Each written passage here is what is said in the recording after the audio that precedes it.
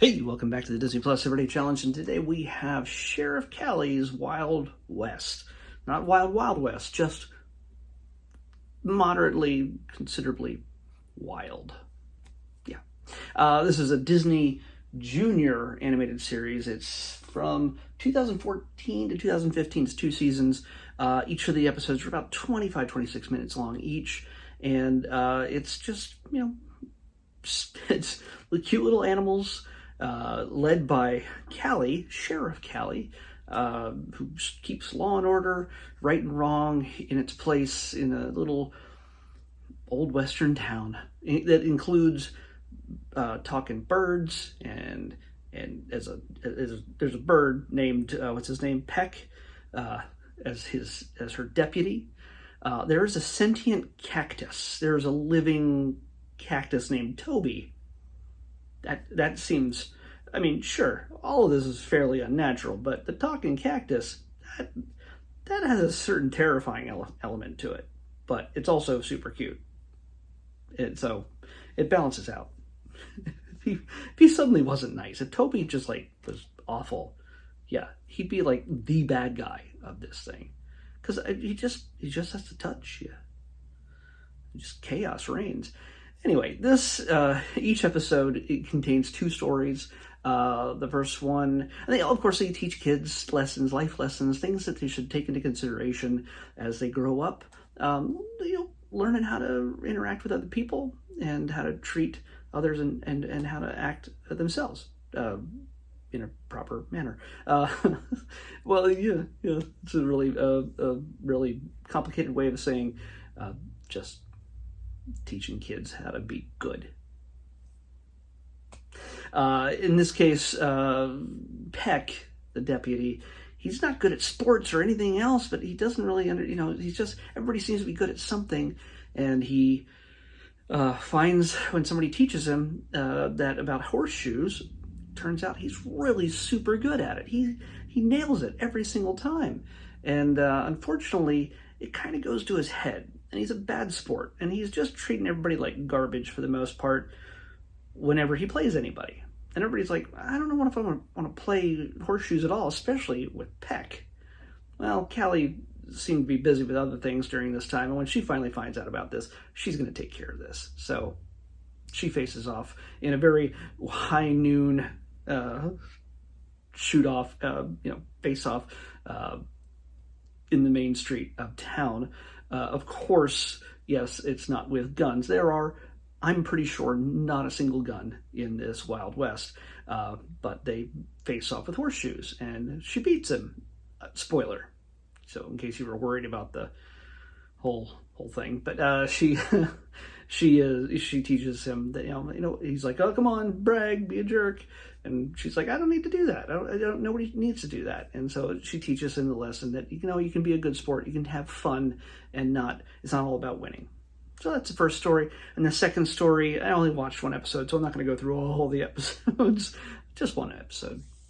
The second episode deals with Callie finding a gold nugget. They're panning for gold, and Callie finds a pretty big gold nugget that would have made her freaking super wealthy. The size of it, pretty dang big. Maybe it's small because all the animal creatures are fairly small themselves, and maybe that makes it look bigger. I don't know. No idea. Either way, they find, when heading back home, that the bridge is pretty much busted up. The rickety bridge, it's what they call it, needs fixing. So when she gets back, she's going to fix it when she cashes in the gold nugget for money. That's what she's going to do. Thing is, she leaves it with her friends while she goes off and does some other work. Peck and Toby, the cactus. They're like, oh, it's safe with us, and they lose it immediately. So, and they can't find it. And it's obviously under his hat on the desk, but I can see that. But I can see little kids yelling at the TV going, it's right there, it's right there. Can't say I didn't do that also, but so yeah, the guys, Toby and Peck, decide, well, mainly Peck, he seems to be the one who's going to be trouble for Callie most of the time, teaching the lessons too. Just saying. Just in this first episode, he seems to be a problem. He decides to lie to her. make stuff up. Like he's afraid she's going to be mad.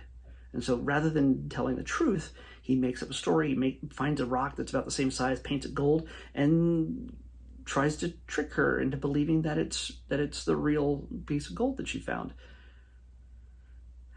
It all comes out in the end, of course, and she says, "You just got to be honest with me.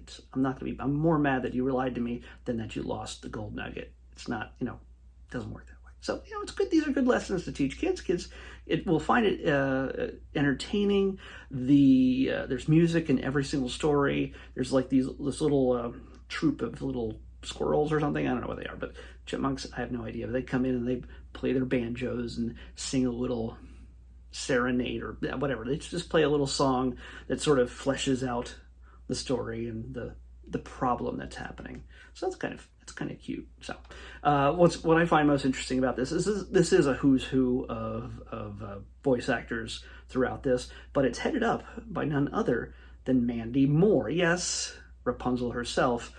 Mandy Moore is Callie. So backing her. Oh, and Peck is Lucas Grabeel. You might know him from High School Musical, for those High School Musical fans out there.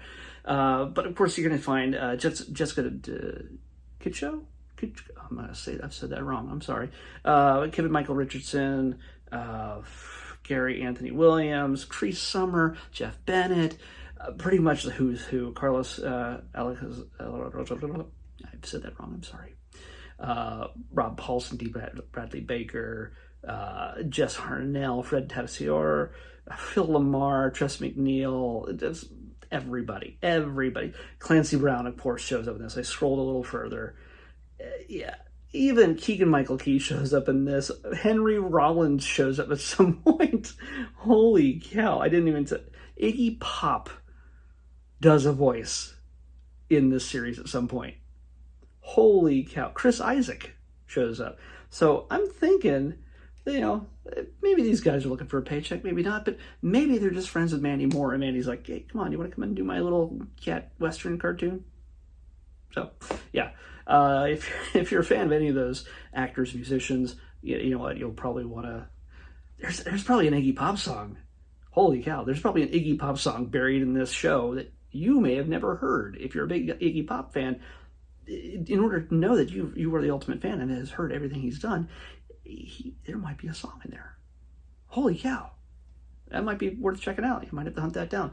So yeah, it's all good fun for kids, and as an adult, it's not grating, it's not annoying.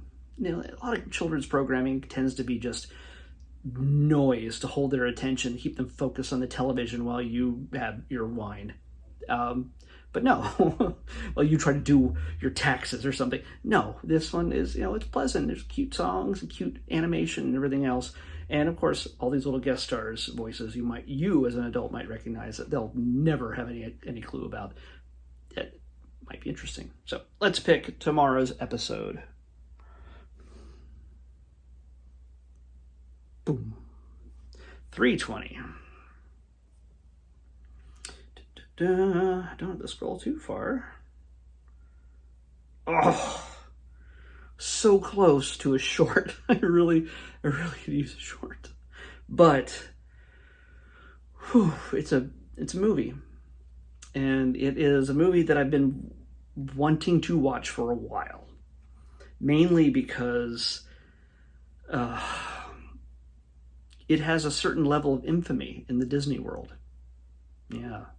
It's an animated, not classic, depending on who you talk to. This was made at the time of the lowest era of Disney animation. We're talking about, or if you know Disney, you probably know what I'm talking about. We're going to be watching The Black Cauldron. That doesn't mean it's bad. I don't know. I don't recall. If I would have seen it, I would have seen it as a kid, and I don't remember it. So I'm going to treat this as me seeing it for the very first time, even if I have seen it. I know what it's about. I just I don't recall whether I've seen it. So, yeah, I know. It's a classic, non-classic kind of thing. We're going to see it tomorrow. We're going to watch The Black Cauldron. The Black Cauldron on the Disney Plus 7-Day Challenge. I'll see you back here tomorrow with that.